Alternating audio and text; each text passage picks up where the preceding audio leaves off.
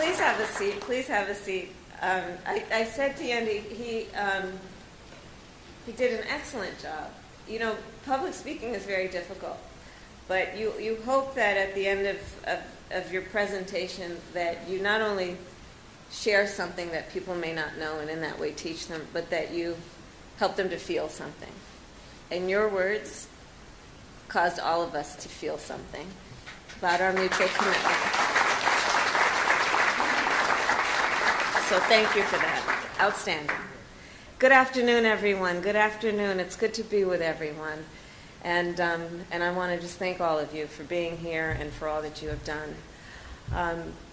You know, it is a very challenging time in our country right now on this topic and many others. And it is good to be back in Miami with all of you and with the leaders who are here on the campus of FIU to discuss a very important topic. And I particularly want to thank the members of our administration, the leaders who have been doing extraordinary work on this subject. Secretary Alejandro Mayorkas, NOAA, yes? NOAA Administrator Rick Spinyard, and FEMA Administrator Deanne Criswell. Thank you all. Thank you. I also want to thank the members of Congress who are here. We have Congresswoman Frederica Wilson, who is here, and Congresswoman Sheila Sherfilis McCormick, who is here. They were kind enough to meet me on the tarmac as we arrived this afternoon, so thank you. And I also want to thank the local officials who are here, including the Mayor of Miami Beach, Dan Gelber. And to everyone, thank you for your leadership and thank you for your hard work. So for years, our nation and many of us have discussed, have lamented, have talked about the threat of climate change. For years, we debated the potential impact that climate change could have on our communities, on our country, and our world. And today, we know the impact. If folks weren't clear about it before, just watch the evening news and see that the time for debate is long past.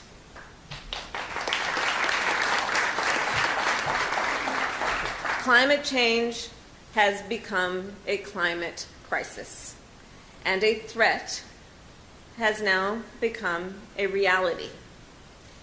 In recent days, deadly floods have swept through Missouri and Kentucky, washing away entire neighborhoods, leaving at least 35 dead, including babies, children. As has been reported, 4 children from one family. So the devastation is real. The harm is real. The impact is real. And we are witnessing it in real time.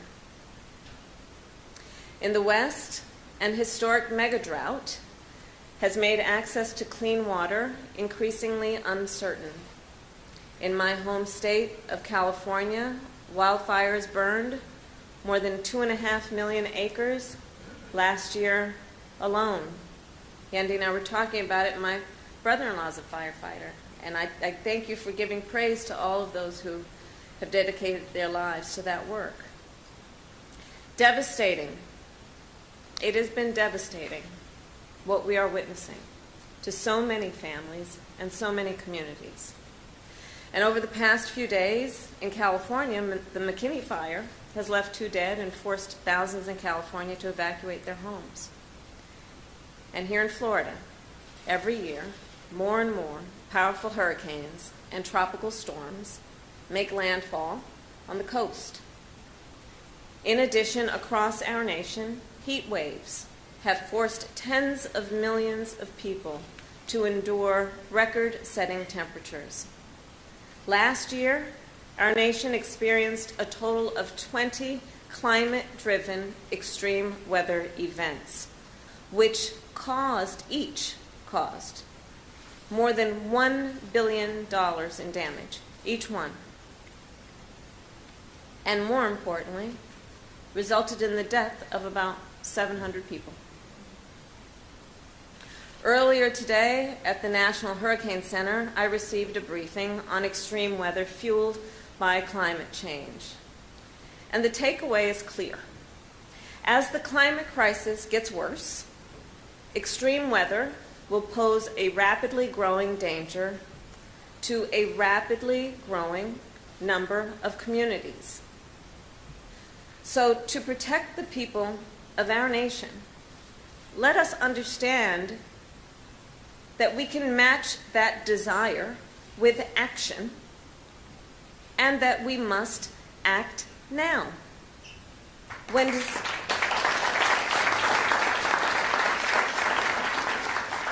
And I can tell you, President Joe Biden and I, we understand that when disaster strikes anywhere in America, we have a duty to act. And I think we all know here, we all as leaders certainly have the capacity to act. To provide support and resources has been a goal and a priority for our community, but for our administration, so that we can respond and recover and rebuild when disaster hits certain communities.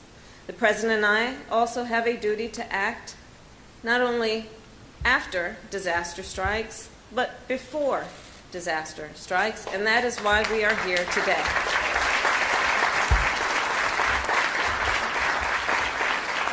Today, our administration is investing more than $1 billion through FEMA to fund climate-resilient projects in 343 cities, towns, and counties around our nation.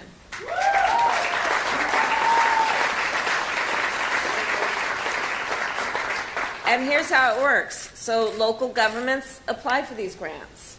They tell us which projects would be most impactful. And together then, we build those projects. For example, our administration is partnering with Kern County in California to invest in underground water storage so families can have access to clean water during droughts. We are partnering with Austin, Texas to upgrade Austin's power grid so that homes and businesses and houses of worship can keep on the electricity during summer heat and winter storms. And we are partnering with folks right here in Miami.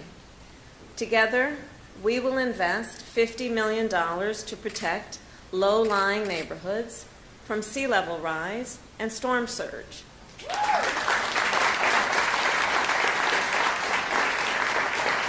All of these projects will create good jobs and good union jobs in our communities. And these projects will also strengthen our economy by preventing billions of dollars of damage from extreme weather.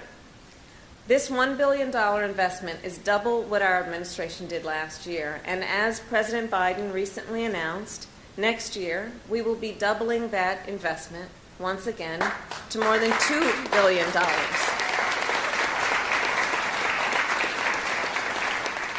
In awarding these grants, we have paid special attention to the issue of equity, something that has been an area of focus for our administration from the beginning. We know that the impact of the climate crisis is not felt equally across all communities. Consider, heat waves pose a greater threat to people who don't have air conditioning or who work in high heat workplaces, such as warehouses or farm fields. Emergency evacuations are often more difficult for people with disabilities.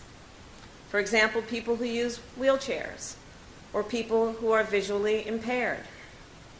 And emergency evacuations can also be more difficult for folks who travel with sick or aging family members, such as a child who might require constant medical attention. And low-income communities, including rural communities, often do not have the resources that are needed to invest in resilience or to rebuild after disaster has struck. The climate crisis has exposed and intensified generations of economic and environmental inequities that have been present in communities across our nation. And our administration remains committed to addressing those inequities through environmental justice.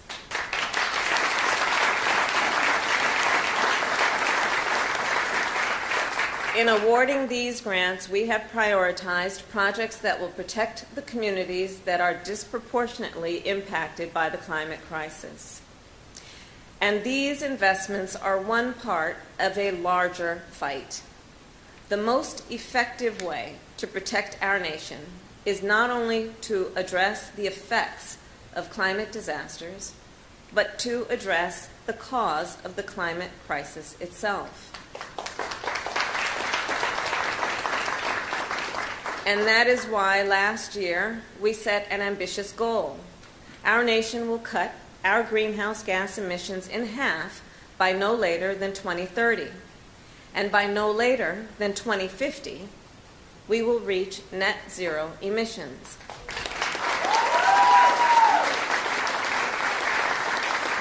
Some say that is an ambitious goal. I say it is doable. It is doable. Think about it. The transportation sector is our nation's single largest source of greenhouse gas emissions. So, to address that, we have invested tens of billions of dollars to put more electric vehicles on the road. In fact, when I was in the United States Senate, we were able to do the work of saying that we should focus on the issue of electric school buses. And I was proud to introduce the first piece of legislation to electrify our nation's fleet of school buses to that end. And the transition is now underway. For example, in Miami-Dade County, public schools will soon have 50 electric school buses on the roads.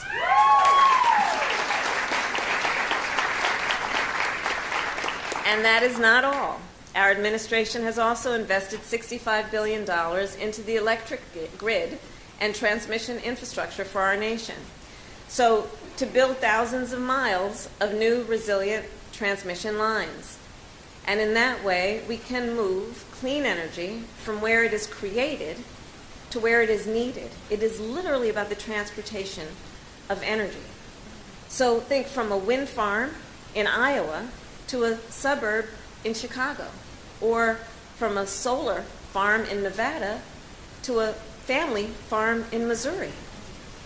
How exciting is that?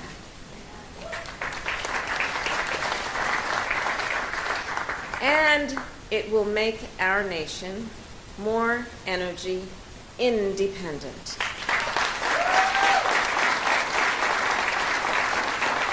And it will lower electricity bills for millions of working families. So these investments are an important step forward, and our nation will soon take another great step forward in our fight against the climate crisis. President Biden and I strongly support the agreement announced last week by Leader Schumer and Senator Manchin. In addition to lowering the cost of health care and prescription drugs for millions of Americans, this agreement will invest nearly $370 billion in clean energy, zero-emission vehicles, environmental justice, and more. This is an historic opportunity to advance our fight against the climate crisis. And so, Congress, we ask that you pass it immediately.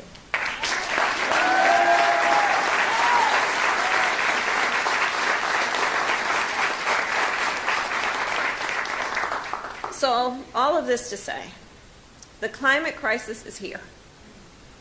It has arrived, and we are experiencing it in real time. And we have the ability, dare I say the responsibility, to take urgent action to protect the people of our nation. And again, we all have a role to play. So Miami, I know that you know the urgency of this moment. You are living it every day. And your voice is so important on this issue. If we act now, and we act together, we can protect our communities from the disasters that we are witnessing. We can tackle the climate crisis and make sure all people can breathe clean air, drink clean water, and have access to clean energy. We can build a more sustainable future. We can do this. We can build a more equitable future. It's within our power. And we can build a more resilient future. That's within our sights. And in the process, yes, we will create millions of good jobs in the clean energy economy.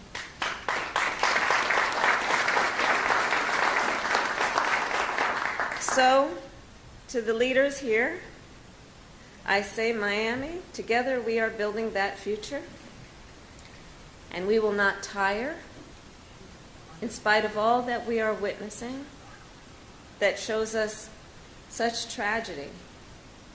I know that while we send our prayers and our love, we also, with each day, renew our commitment to the urgency of now and the ability that we have collectively, all of us in it together, to do something about it. May God bless you, and may God bless America. Thank you all.